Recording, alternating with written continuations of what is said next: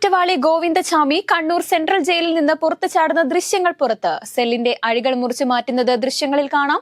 പുറത്തിറങ്ങിയ ശേഷം അഴികൾ തൽസ്ഥാനത്ത് കെട്ടിവെച്ചതിന് ശേഷമാണ് പുറത്തേക്ക് കടക്കുന്നത്.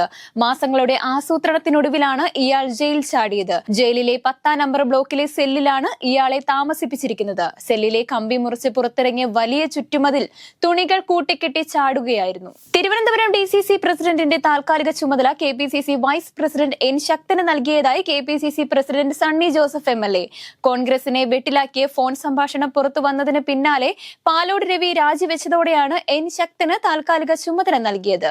ഇന്ന് രാവിലെയാണ് N ശക്തന് ചുമതല നൽകിയതായി KPCC അധ്യക്ഷൻ വാർത്താക്കുറിപ്പിറക്കിയത്. സംസ്ഥാന CPM-ൽ വീണ്ടും ക്യാപിറ്റൽ പണിഷ്മെന്റ് വിവാദം. ഒരു കൊച്ചു പെൺകുട്ടിയുടെ ക്യാപിറ്റൽ പണിഷ്മെന്റ് പരാമർശത്തെ തുടർന്നാണ് ആലപ്പുഴ സമ്മേളനത്തിൽ നിന്ന് VS അച്യുതാനന്ദൻ ഇറങ്ങിപ്പോയതെന്ന് മുതിർന്ന CPM നേതാവ് സുരേഷ് കുറുപ്പ് വെളിപ്പെടുത്തി. VSന്റെ വിയോഗശേഷം ക്യാപിറ്റൽ പണിഷ്മെന്റ് പരാമർശം എടുത്തിട്ട പിരപ്പൻകോട് മുരളിയെ പല്ലും നഖവും ഉപയോഗിച്ച് CPM നേതൃത്വം നേരിടുന്നതിനിടയിലാണ് പുതിയ തുറന്നുപറച്ചിൽ. തേവലക്കര സ്കൂളിൽ 8-ാം ക്ലാസ് വിദ്യാർത്ഥി മിഥുൻ ഷോക്കേറ്റ് മരിച്ചതിൽ വീഴ്ച വരുത്തിയ KSEB ഉദ്യോഗസ്ഥരുടെ പേരെടുത്ത് പറഞ്ഞ് നടപടി സ്വീകരിക്കണമെന്ന് വൈദ്യുതി മന്ത്രി.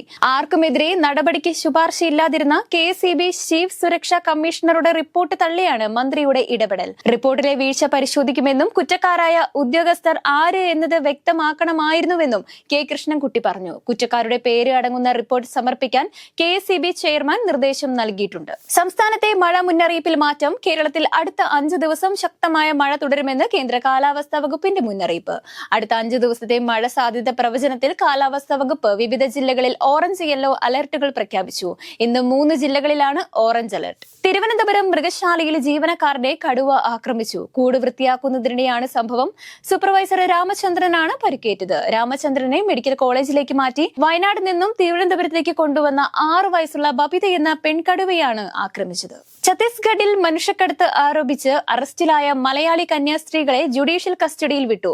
കണ്ണൂർ തലശ്ശേരി ഉദയഗിരി ഇടവക അംഗമായ സിസ്റ്റർ വന്ദന ഫ്രാൻസിസും അങ്കമാലി എളവൂർ ഇടവകയിൽ നിന്നുള്ള സിസ്റ്റർ പ്രീതി മേരിയുമാണ് നിലവിൽ ജുഡീഷ്യൽ കസ്റ്റഡിയിൽ കഴിയുന്നത്.